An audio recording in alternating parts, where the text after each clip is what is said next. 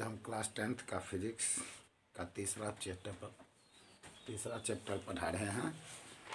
तीसरा चैप्टर है मेरा मानव नेत्र। तीसरा चैप्टर है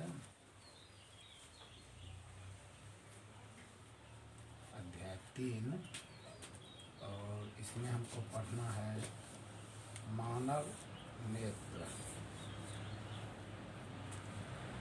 और प्रकाश का अपवर्तन हम पिछले चैप्टर में पढ़ेंगे। यहाँ वायुमंडलीय अपवर्तन पढ़ेंगे। वायुमंडलीय अपवर्तन के कारण क्या सब घटना होती है इसके बारे में पढ़ेंगे। प्रकाश का वर्ण विक्षेपण क्या है इसके बारे में भी हम समझेंगे। तो ये तीसरा चैप्टर है। तीसरा चैप्टर में हमको ये सब समझना है। मानव नेत्र, वायुमंडलीय अपवर्तन और वर्ण विक्षेपण। तो सबसे पहला है मानव नेत्र। मानव नेत्र क्या है? यह प्रकृति द्वारा मानव को दिया गया एक बहुत ही सुंदरतम उपहार है। यह एक तरह का प्रकाशीय यंत्र है। जिस तरह से फोटो कैमरा में कैमरा जो काम करता है ना, उसी तरह से हमारा आंख भी काम करता है। कैमरा में देखते हो ना कि फोटो कैसे खींचा जाता है, उसी तरह ये आंख भी हमारा कैमरा है और तुमको देखते हैं तो तुम्हारा फोटो हमारे आंख में आ जाता है। कभी कभी देखा होगा, गौर से देखना, आंख में आंख मिला करके देखना। नहीं, क्या दिखाई पड़ता है? कुछ नहीं दिखाई पड़ता है। तुम अपना फोटो उसके आंख में देखोगे, गौर से एकदम आंख मिलाना, तो तुम्हारा फोटो उसके आंख में बनता है। कैमरा का भी तो वही काम है ना, नहीं है? तो यही चीज है। तो आज हम मानव नेत्र के बारे में पढ़ेंगे। सबसे पहला क्वेश्चन जो हमारा बनता है, मानव नेत्र का जो है सचित्र वर्णन करें। मानव नेत्र का सचित्र वर्णन करें। इसका मतलब हुआ कि प्रश्न जो हमें कह रहा है,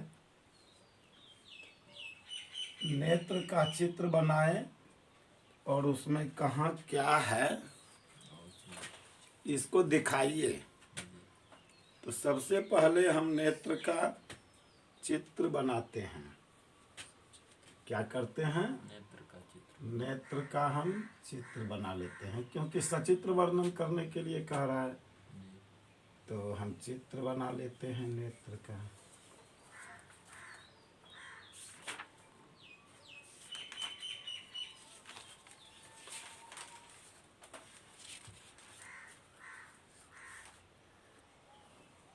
देखिए कैसे चित्र बना रहे हैं। इसी तरह से चित्र बनाना है।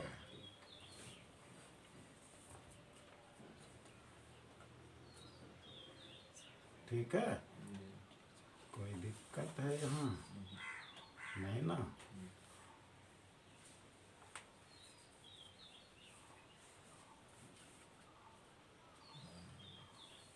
ठीक है।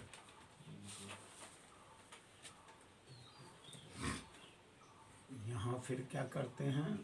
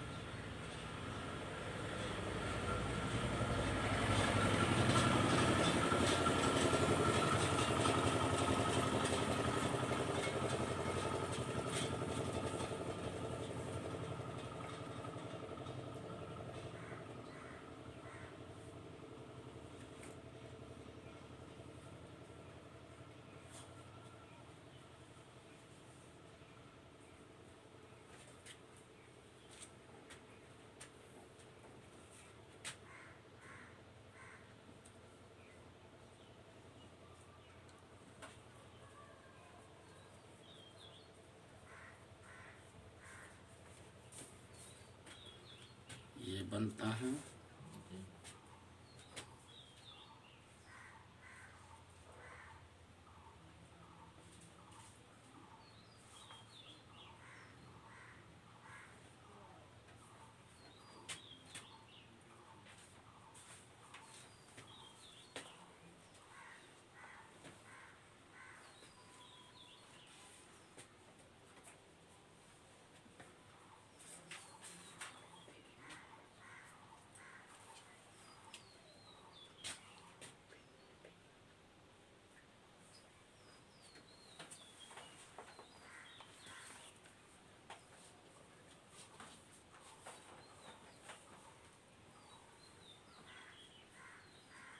इस तरह से हमारा नेत्र रहता है। ठीक है। अब यहाँ कहाँ क्या रहता है इसके बारे में हम एक एक करके समझेंगे।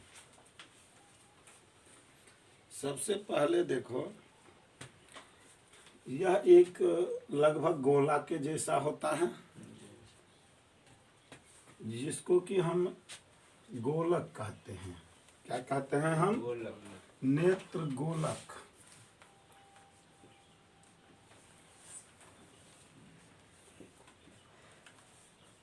पहला नंबर में क्या होता है? नेत्र गोलक होता है। यह लगभग ये है नेत्र गोलक।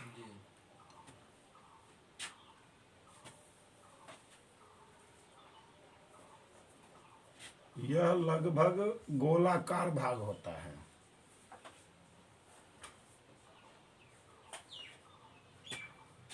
यह लगभग क्या होता है?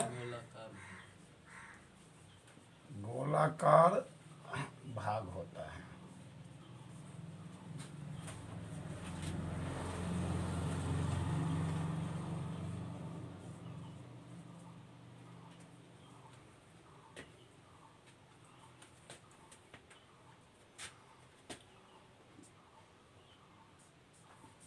दूसरा भाग ठीक इसी में होता है।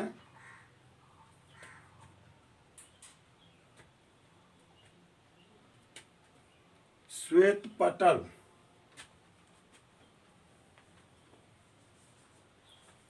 श्वेत पटल, इसे अंग्रेजी में हम कहते हैं स्क्लेरोटिक। स्क्लेरोटिक। SCLEROTIC।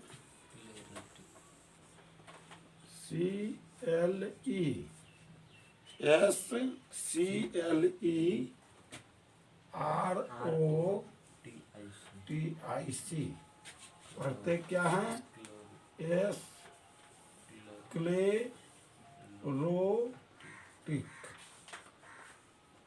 स्क्लेरोटिक। यह कहाँ होता है? नेत्र गोलक के सबसे बाहरी परत सफेद मोटे व पारदर्शी चमड़े की होती है। इसे ही श्वेत पटल या स्क्लेरोटिक कहते हैं। क्या है? नेत्र गोलक जो है, नेत्र गोलक के सबसे बाहरी परत सफेद मोटे और पारदर्शी चमड़े की होती है। इसे श्वेत पटल कहते हैं। नेत्र गोलक यहाँ है ना, ये हमारा हो जाता है। चित्र में देखो कि सबसे ये जो बाहरी परत है यही है हमारा श्वेत पटल, जिसको अंग्रेजी में स्क्लेरोटिक कहते हैं। तो नेत्र गोलक के सबसे बाहरी परत सफेद मोटे और पारदर्शी चमड़े की होती है।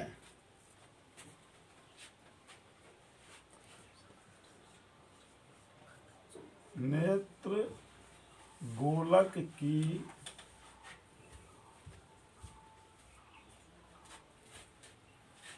सबसे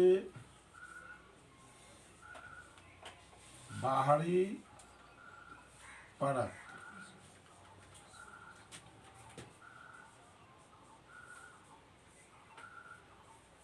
मोटे तथा अपारदर्शी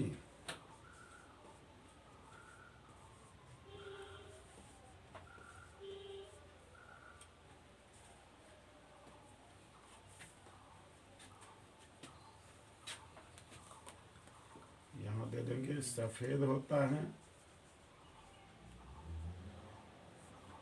ऐसे लिख लो यहाँ,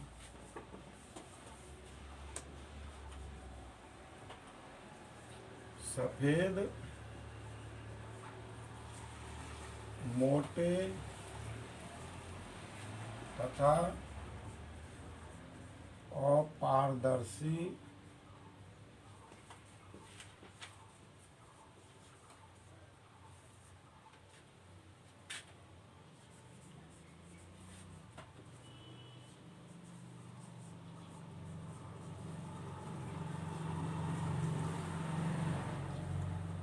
इसे ही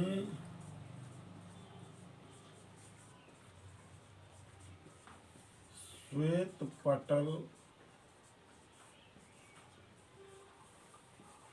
कहते हैं।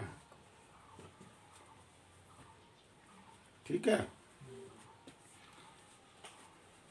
यह कहाँ होता है? नेत्र गोलक जो है, नेत्र गोलक के बाद जो है सबसे पहले क्या होता है? श्वेत पटल होता है। यह क्या होता है? सफेद मोटे तथा अपारदर्शी चमड़े की होती है। ठीक है, श्वेत पटल का जो है ना, ये तो श्वेत पटल हो गया यहाँ से यहाँ तक। श्वेत पटल में यहाँ आकर के देखो कुछ आगे उभरा हुआ है, ये उभरे हुए भाग को ही हम कॉर्निया कहते हैं। ये उभरा हुआ भाग क्या कहलाता है? कॉर्निया। ठीक है, श्वेत पटल के आगे कुछ उभरा हुआ भाग होता है जो पारदर्शी होता है, इसे ही कॉर्निया कहते हैं। ठीक है, नंबर 3 में क्या हो जाएगा? कॉर्निया।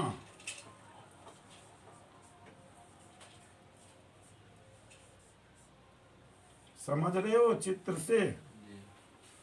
नेत्र गोलक के बाद, नेत्र गोलक के अंदर जो होता है वह श्वेत पटल होता है। श्वेत पटल के आगे जो उभरा हुआ भाग है वह क्या कहलाता है? कॉर्निया कहलाता है। कॉर्निया अंग्रेजी में ही है, इसका स्पेलिंग है CORNEA, कॉर्निया। कॉर्निया कहाँ है हमारा? श्वेत पटल का अगला भाग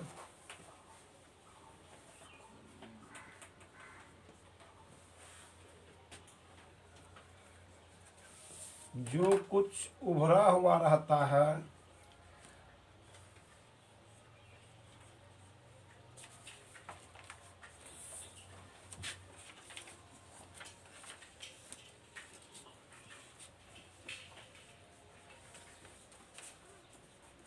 तथा अपारदर्शी होता है,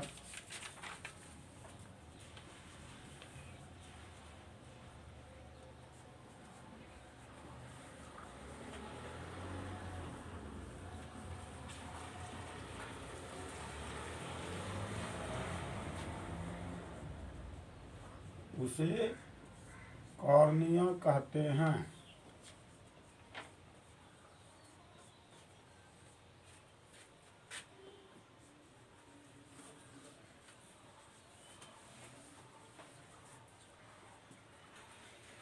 ठीक है, श्वेत पटल के आगे जो है ना उभरा हुआ भाग है जो कि अपारदर्शी होता है, इस उभरे हुए भाग को क्या कहते हैं?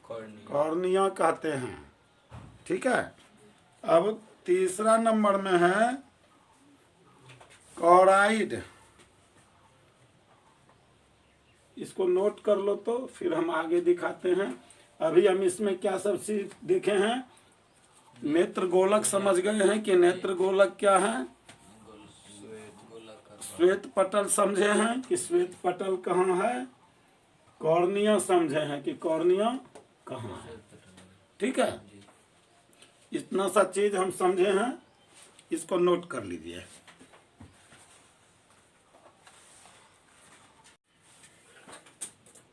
क्या लिखा अभी, कॉर्निया लिख लिया। अब देखो कॉराइड, तीसरा पॉइंट देखो, कॉराइड, कोराइड, इसको अंग्रेजी में लिखते हैं CHOROID,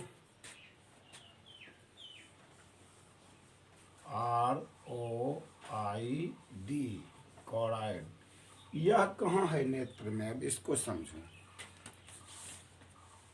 स्क्लेरोटिक यानी श्वेत पटल, श्वेत पटल के नीचे देख रहे हैं कि कुछ है, श्वेत पटल के नीचे जो है गहरे भूरे रंग की एक परत होती है।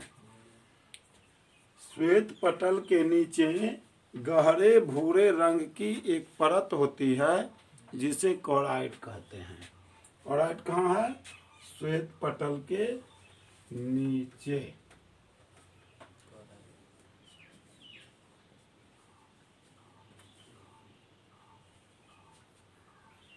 क्या लिखेंगे, श्वेत पटल के नीचे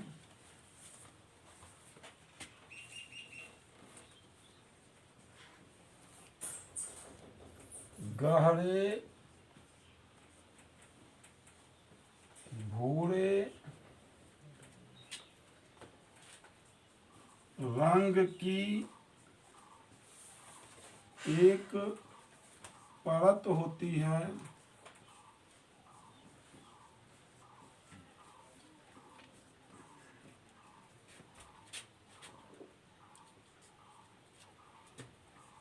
जिसे कॉराइड कहते हैं।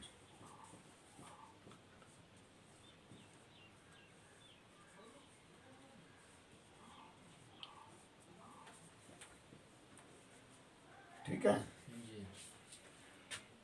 कॉराइड कहाँ है, चित्र में देख रहे हैं, श्वेत पटल के नीचे होता है। कॉर्निया कहाँ है, श्वेत पटल के आगे उभरा हुआ जो भाग है वो कॉर्निया कहलाता है। ठीक है, अब देखो अगला है परितारिका, या इसी को आइरिस भी कहते हैं। अगला पॉइंट क्या है हमारा, परितारिका। यह कहाँ है, इसको अंग्रेजी में कहते हैं आइरिस, IRIS। क्या पढ़ते हैं, आइरिस। यह है कहाँ, अब देखो स्क्लेरोटिक के नीचे जो है, यानी श्वेत पटल के नीचे वाला जो भाग है, ये देखो, ये यहाँ आकर के श्वेत पटल के जो नीचे हैं यह दो भाग में बट गया है। ठीक है, आगे वाली जो परत है, इससे जो आगे है, आगे वाली जो परत है वह अपारदर्शी परत होती है और वह सिकुड़ने फैलने का जो है ना रूप में रहता है, वह या डायफ्राम के रूप में रहता है। इसे ही परितारिका कहते हैं। श्वेत पटल का जो नीचे वाला भाग है उसको क्या कहते हैं, कॉराइड कहते हैं।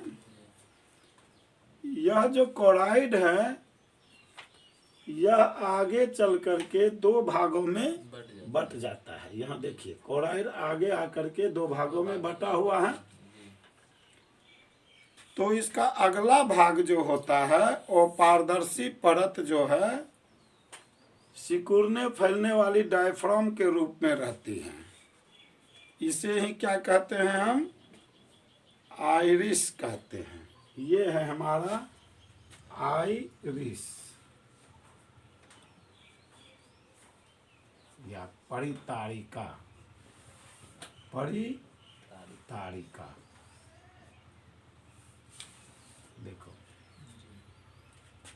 ठीक है।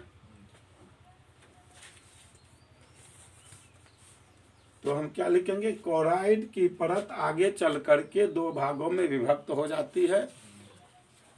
यह अगली वाली जो परत है सिकुड़ने फैलने वाली डायफ्राम के रूप में रहती है।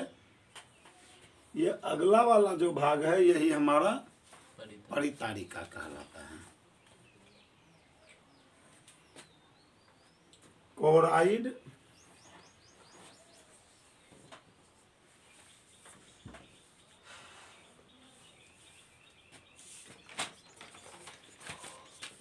आगे चलकर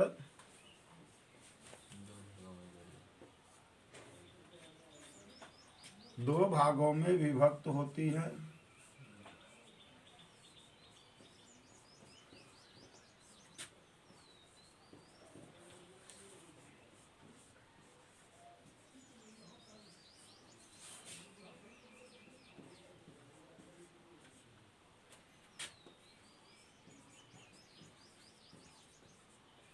इसका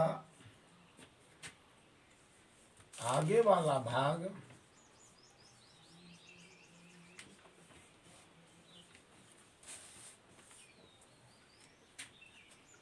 सिकुड़ने फैलने वाली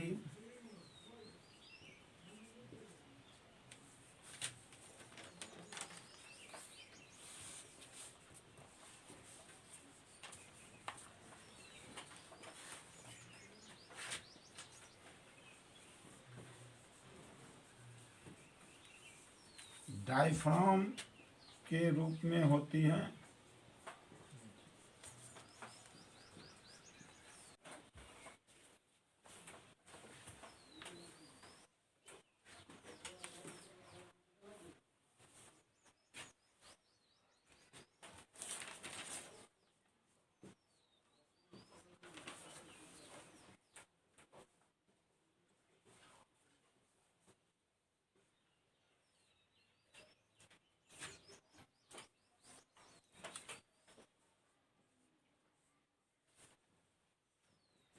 परितारिका समझा। ये कोराइड के नीचे देख रहे, कोराइड आगे चल करके यहाँ क्या हो गया, दो भागों में बट गया ये कोराइड। ये लाइन देखो आगे चल करके दो भागों में बट गया। तो यह दो भागों में जो बटा, इसका आगे वाला जो भाग है यह डायफ्राम के रूप में होता है, यानी यह सिकुड़ता है और फैलता है। तो यह जो सिकुड़ने फैलने वाली जो रचना है इसे ही हम परितारिका कहते हैं। परितारिका को ही अंग्रेजी में आइरिस कहते हैं। ठीक है, अगला पॉइंट देखो, पक्षमाभी या सिलियरी मांसपेशियां। पहले इसको नोट कर लो।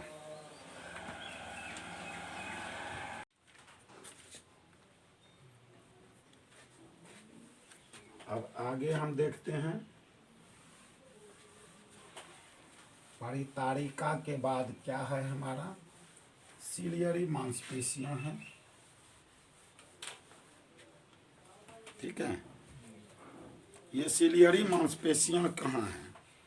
तो परितारिका को हम क्या देखें, आगे वाला भाग कोराइड जो आकर के दो भाग में बटा हुआ है, तो इसके अगले भाग को हम क्या कह दिए, परितारिका कहें।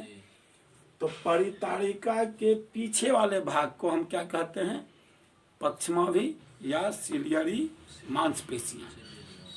ठीक है, क्या कह देते हैं उसको, पक्षमाभी या सिलियरी मांसपेशियां।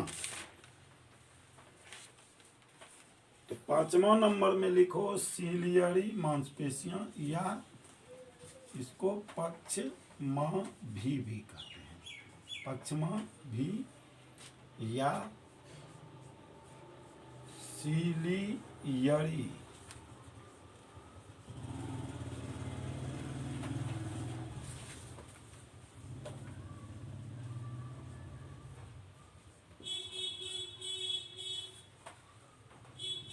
पेशियां। इसको अंग्रेजी में क्या कहते हैं, ciliary muscles. CILIARY,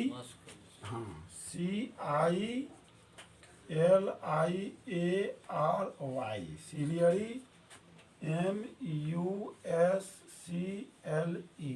muscles, ciliary muscles यानी सीलियरी मांस पेशियां। यह कहाँ होता है? परितारिका के नीचे वाले भाग को सीलियरी मांसपेशियां कहते हैं।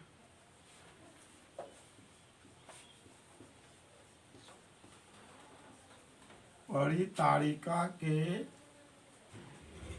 नीचे वाले भाग को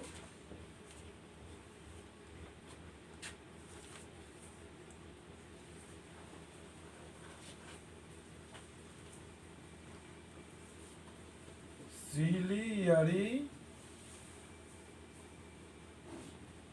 मांसपेशियां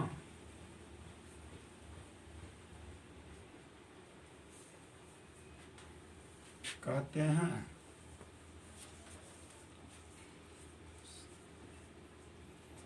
अब देखो सीलियरी मांसपेशियां कहाँ हो गया? ये नीचे वाला भाग जो है ना, यही हमारा सीलियरी मांसपेशियां हो गया।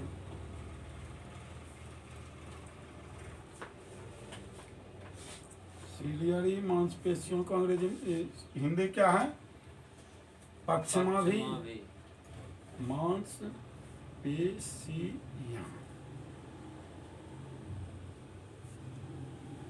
ठीक है।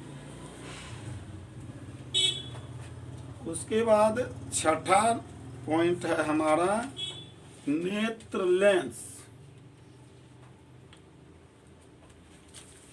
आगे क्या है मेरा? नेत्र लेंस।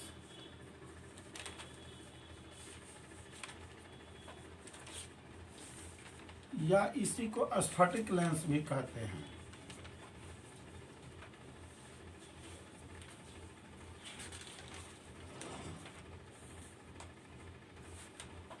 ठीक है। यह किस तरह का लेंस होता है?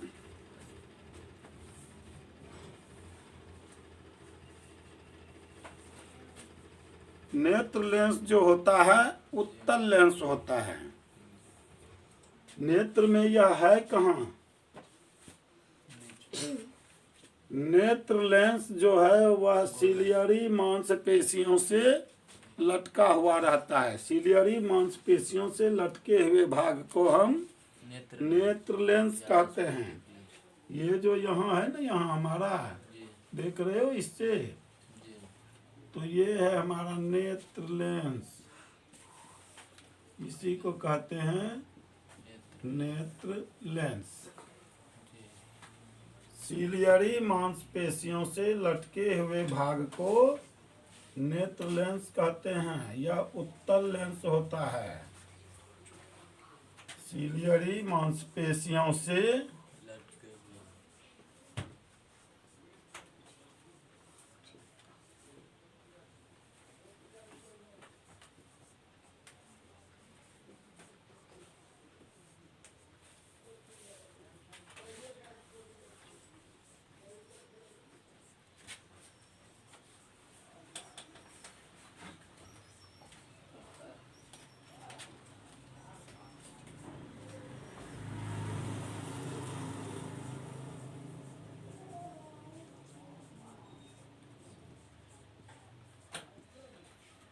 यह उत्तल लेंस होता है।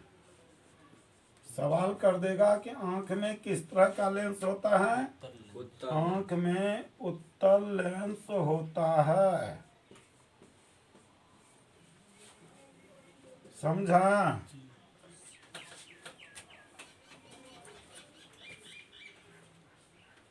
अगला लिखो दृष्टि पटल या रेटिना।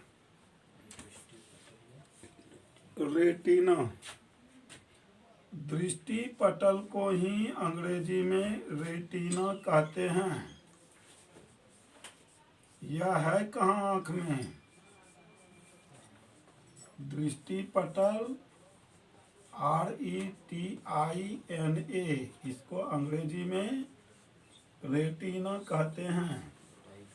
यह है कहाँ आंख में?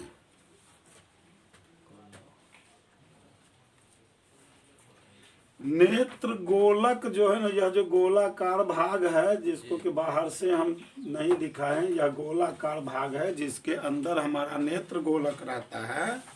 नेत्र मतलब ये श्वेत पटल पूरा नेत्र जो है ना वही नेत्र गोलक के अंदर रहता है। तो नेत्र गोलक के सबसे भीतरी परत जो है यह वाला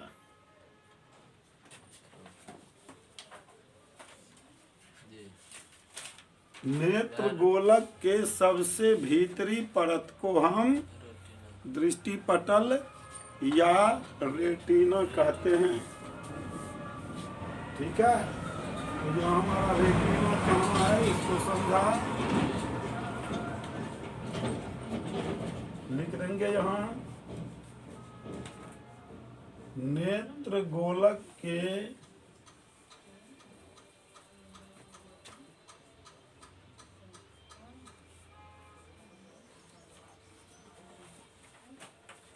सबसे भीतरी परत को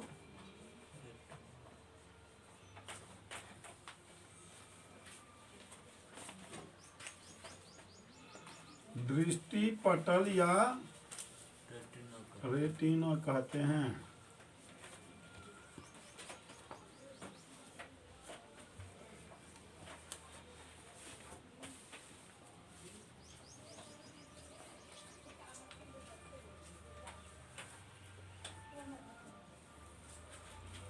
समझा? पक्षमा भी कहाँ है इसको समझे। परितारिका के नीचे वाले भाग को पक्षमा भी या सिलियरी मांसपेशियां कहते हैं। नेत्र लेंस कहाँ है, सिलियरी मांसपेशियों से लटके हुए भाग को हम नेत्र लेंस कहते हैं। यह उत्तल लेंस का बना होता है। दृष्टि पटल कहाँ है, नेत्र गोलक के सबसे भीतरी परत को हम दृष्टि पटल या रेटिना कहते हैं। ठीक है, इसको नोट करो पहले, लिख लिया यहाँ। अब हम पढ़ेंगे काचाभ द्रव। यह है कहाँ, काचाभ द्रव जो है नेत्र लेंस और रेटिना के बीच में द्रव भरा होता है, इसे काचाभ द्रव कहते हैं। यहाँ थोड़ा सा चित्र को ठीक कर लेना। ये वाला भाग है हमारा श्वेत पटल बीच में और ये वाला भाग है हमारा कोराइड। अब हम क्या लिखेंगे, काचाभ द्रव। 8वां नंबर होगा हमारा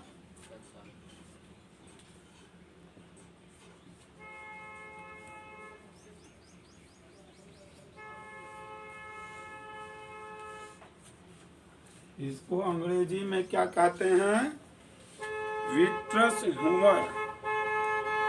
VITREOUS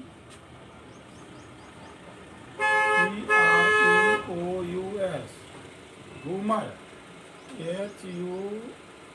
HUMOUR, vitreous humour.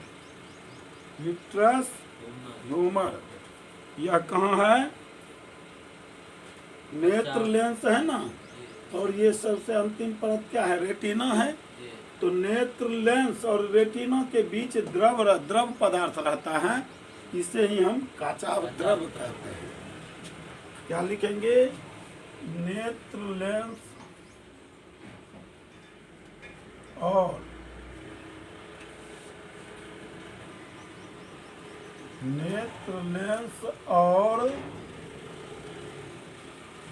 Retina के बीच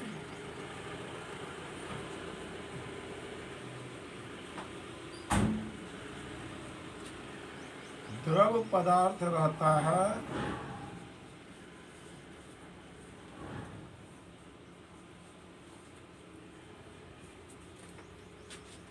जिसे काचाभ द्रव कहते हैं।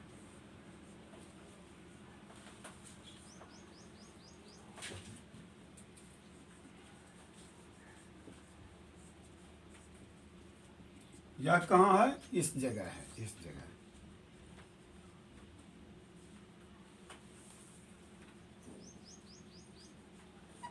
समझा? काचाभ द्रव कहाँ है? नेत्र लेंस और रेटिना के बीच है। ठीक है।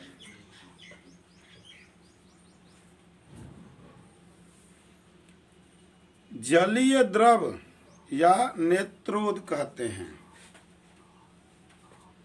जलीय द्रव 8वां 9वां पॉइंट कुछ गड़बड़ हो रहा है, ठीक कर लेना। ठीक है। जलीय द्रव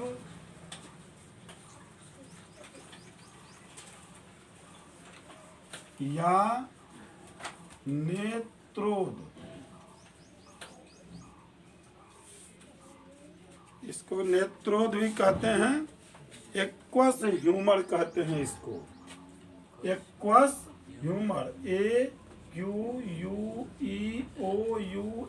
एक्वस HUMOUR, एक्वस ह्यूमर। यह कहाँ रहता है? कॉर्निया और नेत्र लेंस के बीच में रहता है। यह कॉर्निया और नेत्र लेंस के बीच में द्रव पदार्थ रहता है, इस जगह। ठीक है। कॉर्निया और नेत्र लेंस के बीच में द्रव पदार्थ रहता है, जिसे हम नेत्रोद कहते हैं। समझा? नेत्रोद कहाँ है? कॉर्निया और नेत्र लेंस के बीच।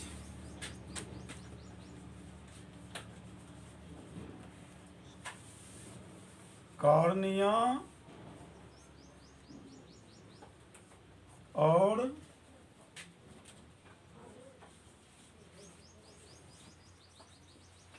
नेत्र लेंस के बीच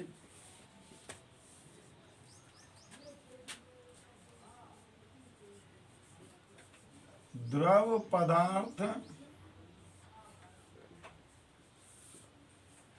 रहता है, जिसे नेत्रोद कहते हैं।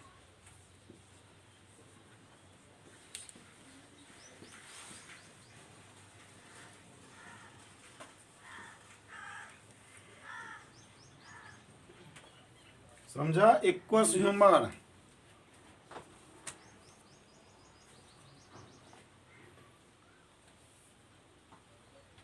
समझ गया? अब देखो पुतली, प्यूपिल कहते हैं इसको, पुतली।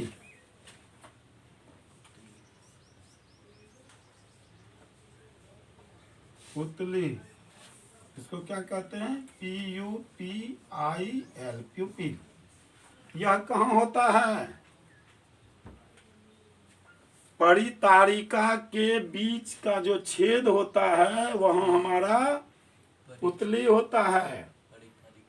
है ना यहाँ जी? यही है हमारा पुतली। परितारिका के बीच का छेद पुतली कहलाता है। लिख लो।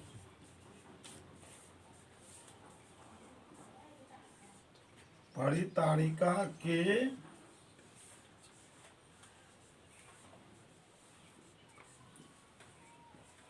बीच का छेद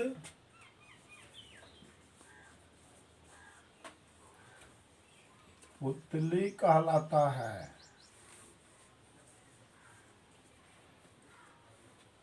समझ गया? मानव नेत्र की बनावट को समझ गया? फिर एक बार समझ जाओ, मिलाओ पॉइंट। पहला पॉइंट दिए थे हम नेत्र गोलक। यहाँ है ये नेत्र गोलक, ये पूरा गोला जो भाग है, इसी को कह देते हैं हम नेत्र गोलक। ठीक है। दूसरा भाग क्या है? नेत्र गोलक के नीचे वाला भाग श्वेत पटल कहलाता है। ये जो बीच में खाली भाग है, यह हमारा श्वेत पटल कहलाता है। श्वेत पटल के नीचे वाला भाग कोराइड कहलाता है। ठीक है। श्वेत पटल के नीचे वाला भाग क्या कहलाता है? और श्वेत पटल के आगे जो उभरा हुआ भाग है वह कॉर्निया कहलाता है। ठीक है। और कोराइड आकर के आगे दो भाग में बट जाता है। इसके ऊपर वाले भाग को परितारिका कहते हैं, नीचे वाले भाग को सिलियरी मांसपेशियां कहते हैं। सिलियरी मांसपेशियों से नेत्र लेंस लटका हुआ रहता है। ठीक है। और उसके बाद नेत्र गोलक के सबसे भीतरी भाग को, नेत्र गोलक के सबसे भीतरी भाग को क्या कहते हैं? रेटिना कहते हैं। रेटिना और नेत्र लेंस के बीच में द्रव भरा रहता है जिसे काचाभ द्रव कहते हैं। ठीक है। कॉर्निया और नेत्र लेंस के बीच में भी द्रव रहता है जिसे नेत्रोद कहते हैं।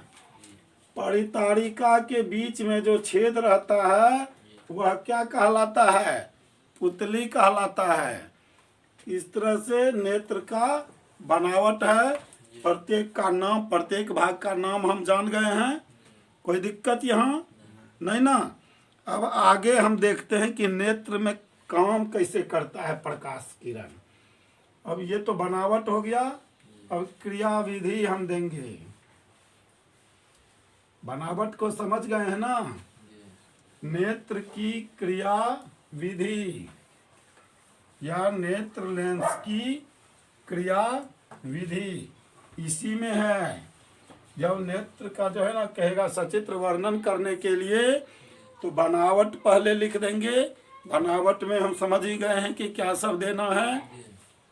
अब देंगे क्रिया विधि, यह काम कैसे करता है। क्रिया विधि क्या है, यह कैसे काम करता है। तो सबसे पहले समझो, जब प्रकाश की किरण किसी वस्तु से चलती है और वह हमारे आँख पर पड़ती है तो वे कॉर्निया तथा रेटिना जो कहते हैं, नेत्र लेंस जिसको कॉर्निया तथा नेत्र लेंस से अपवर्तन के बाद वह रेटिना पर पड़ता है। क्या होता है? प्रकाश जब हमारे आँख पर पड़ता है तो सबसे पहले कहाँ वह होता है? कॉर्निया तथा लेंस पर वह पड़ता है और वहां से अपवर्तन के बाद वह रेटिना पर जाता है। रेटिना पर जो जाता है तो वहां वस्तु का प्रतिबिंब बनता है। जो वह प्रतिबिंब कैसा होता है? वस्तु के सापेक्ष उल्टा होता है और छोटा होता है। ठीक है। लेकिन हमारे मस्तिष्क में जो है ना ऐसी क्रिया होती है जिससे उस वस्तु का सीधा और बड़ा प्रतिबिंब बन जाता है। समझा इस चीज को? किसी वस्तु से जब प्रकाश की किरणें चलती है तो वह हमारे आंख पर पड़ती है तो सबसे पहले वो कहाँ पड़ता है? कॉर्निया तथा स्फटिक लेंस पर पड़ता है। ठीक है। स्फटिक लेंस को ही क्या कहते हैं? नेत्र लेंस भी कहते हैं। तो कॉर्निया हमारा कहाँ है? नेत्र गोलक जो है श्वेत पटल का उभरा हुआ भाग ही तो हमारा कॉर्निया है। कॉर्निया है। ये श्वेत पटल का जो उभरा हुआ भाग है, डिम्मा जिसको कहते हैं। ये उभरे हुए भाग पर सबसे पहले हमारा प्रकाश का किरण पड़ता है और वहां से क्या होता है? अपवर्तन की क्रिया होती है। अपवर्तन क्रिया में क्या होता है? प्रकाश एक माध्यम से दूसरे माध्यम में जाता है। तो यहाँ कहाँ पहुँच जाता है प्रकाश? फिर रेटिना पर पहुँचता है और रेटिना पर क्या होता है हमारा? वहाँ वस्तु का प्रतिबिंब बनता है। कैसा प्रतिबिंब बनता है? वस्तु के सापेक्ष उल्टा होता है लेकिन छोटा भी होता है। तब समझो कि हम बहुत बड़े चीज को छोटा दिखाई पड़ेगा, लेकिन ऐसा नहीं होता है क्योंकि हमारे मस्तिष्क में ऐसी क्रिया होती है, ऐसी संवेदना होती है मस्तिष्क में कि जो उस वस्तु का सीधा और बड़ा प्रतिबिंब बना देता है। ये मस्तिष्क की संवेदना है जो हमें बड़ा प्रतिबिंब दिखाई पड़ता है, लेकिन आंख हमारा क्या करता है? उल्टा और वस्तु से छोटा प्रतिबिंब बनाता है। ठीक है, इसको लिखो। किसी वस्तु से प्रकाश की किरणें जब हमारी आंख पर पड़ती है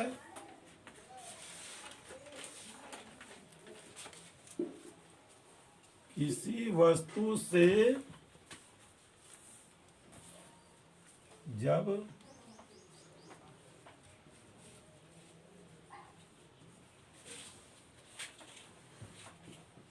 प्रकाश की किरणें हमारी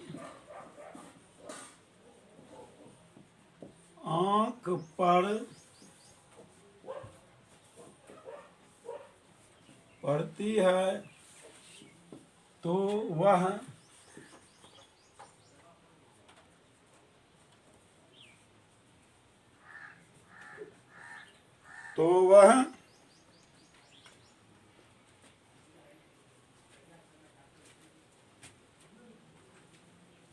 कॉर्निया तथा नेत्र लेंस से अपवर्तन के पश्चात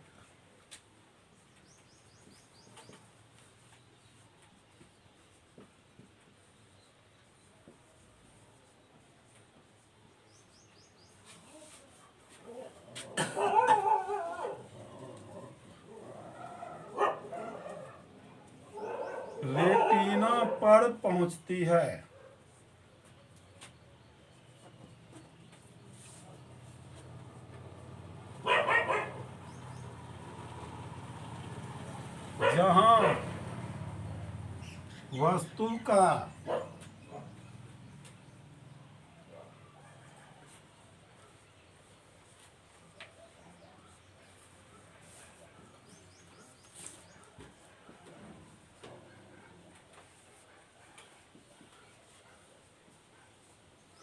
जहां वस्तु का प्रतिबिंब बनता है जो वस्तु के सापेक्ष उल्टा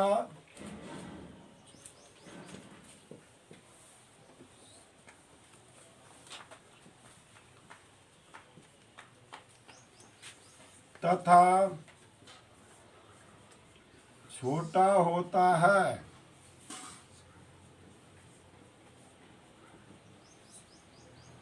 ठीक है, जो वस्तु के सापेक्ष क्या होता है, उल्टा और छोटा होता है, जिसे मस्तिष्क की संवेदना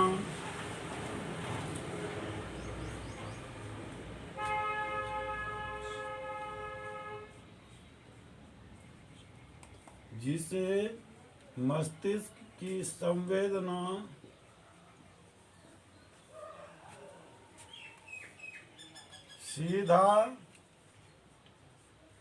तथा बड़ा कर देता है।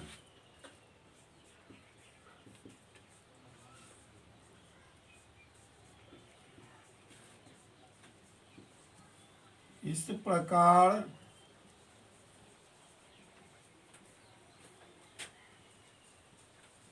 हमें कोई वस्तु दिखलाई पड़ता है।